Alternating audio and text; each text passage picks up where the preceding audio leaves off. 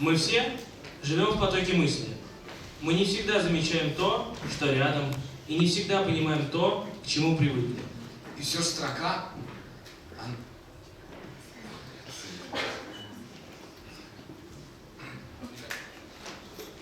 И все...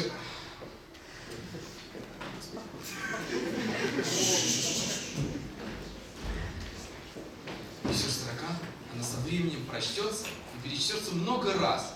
Ей зачтется, все, что было в ней, останется при ней. Юрий Левитанский. Много людей прошло через нашу школу. Мы были знаменитые выпускники. Первая французская спецшкола в стране, спецшкола номер 2, школа номер 12-15 имени Романа Ролана, школа имени Романа Ролана. И все мы связаны с этим именем. На всю жизнь. Maintenant, je cède la parole à mes amis français.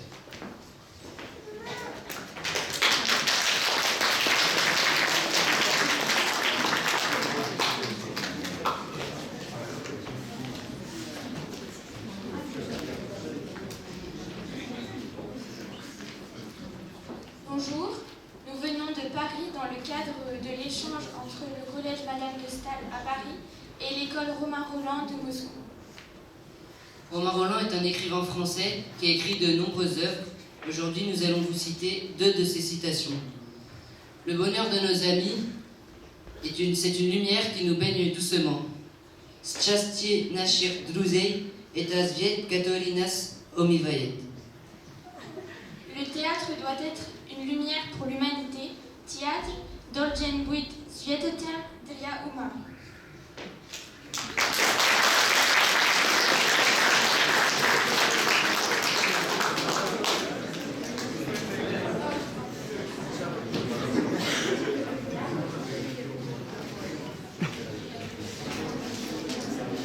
Depuis des années, j'ai si bien pris l'habitude de me causer mentalement avec mes amis absents, connus et inconnus, que j'éprouve aujourd'hui le besoin de faire à voix haute.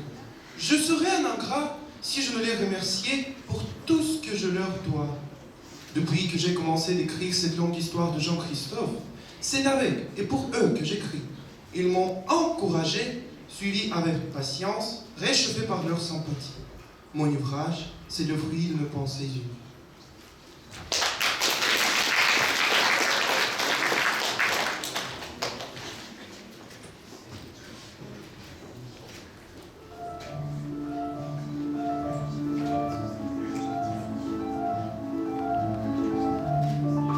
Son exigence de justice l'a poussé à souhaiter la paix au-dessus de la mêlée, pendant et entre les 2 guerres. Il n'y a qu'un héroïsme au monde, c'est de voir le monde tel qu'il est et de l'aimer.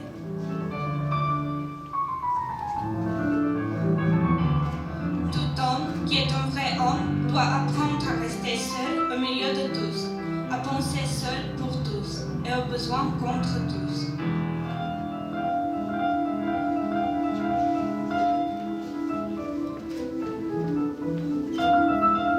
Je vivais dans l'amour petite ville, à Clamcy.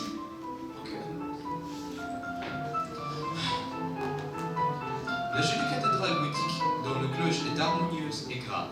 Cette cloche, c'est la poésie de mon enfance, tant de rêves mélancoliques dans cette note de bronze. Pauvre enfant de la bourgeoisie, qu'on promène le soir en laisse, sur les murs de la gare. Il a commencé à prendre conscience du monde européen. Il a aperçu d'effrayantes tragédies de l'époque. La venue est fatale de la catastrophe. En octobre 1880, transplanté à Paris, à l'atmosphère malsaine du lycée, cette caserne d'adolescents. La lutte pour la vie commençait, implacable. J'ai vécu isolé à part des autres. De 15 à 20 ans, je vis dans la recherche désespérée du choix. Et j'ai beaucoup souffert de cette première jeunesse.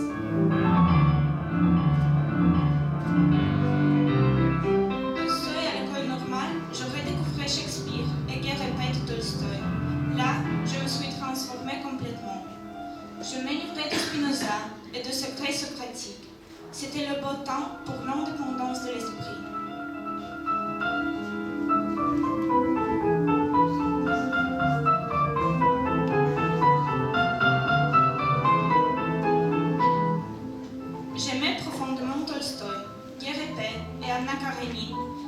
bonté, l'intelligence de cet homme m'en faisait pour moi un guide moral dans cette anarchie morale d'alors.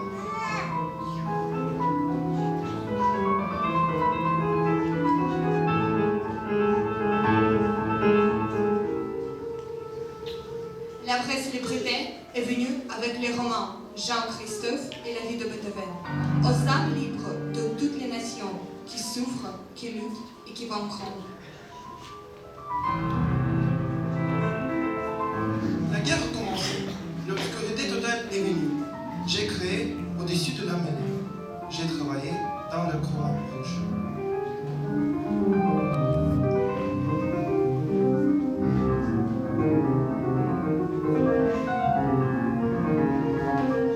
En 1916, Romain Rolland s'est vu décerner le prix Nobel pour son roman Jean-Christophe. Le prix a été donné au profit de la Croix-Rouge.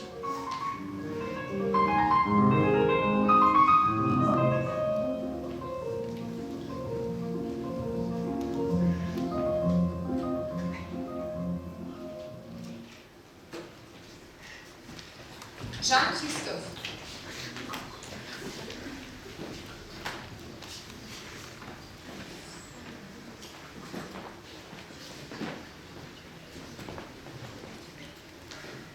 Voilà qu'il se réveille et commence à jouer. Il n'est pas très beau sur le dos. Que tu réponds, je t'aime. Il a le temps de changer. On ne lui demande qu'une chose, c'est de devenir un brave homme. Le temps passe vite. Voilà que Jean-Christophe a grandi. C'est le matin. Mes parents dorment. Je suis dans mon petit lit. Je regarde les rayons lumineux qui dansent plafond. À un moment, je ris tout haut. Maman se penche chez moi et dit: Qu'est-ce que tu as? j'ai envie de rire, de me remuer. Un jour, j'ai entendu dans la rue un chat, un chien, quelque chose de curieux. Je me glisse hors du lit. Je me descends de l'escalier. Quoi? Mais la porte est fermée.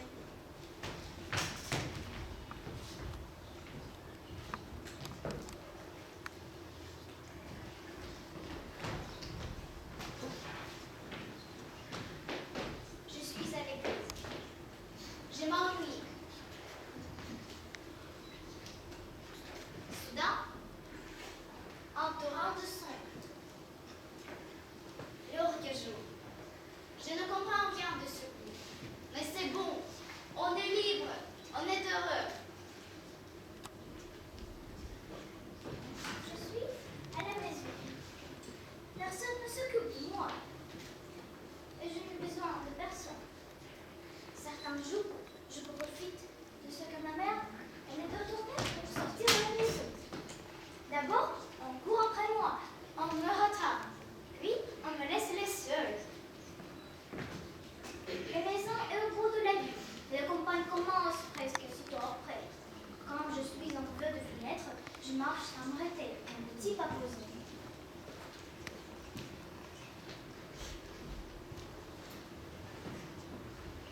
Mais voilà que les buissons me cachent le regard. Je m'arrête pour savoir quelle histoire je me raconterai aujourd'hui. Je choisis. Je m'imagine qu'une partie, on peut tirer d'un simple petit morceau de bois, d'une branche cassée, qu'on trouve long des chemins. C'est la baguette de fer. Longue, étroite, elle devient immense, peut-être une épée. Je suis le général des armées. Je marche devant eux. Je leur donne l'exemple. Je monte à la seule. Car la branche lance, il se transforme en fouet. Je monte à cheval, je saute. Il arrive que je me retrouve au fond du fossé. Mes mains salies, mes cheveux pour cher.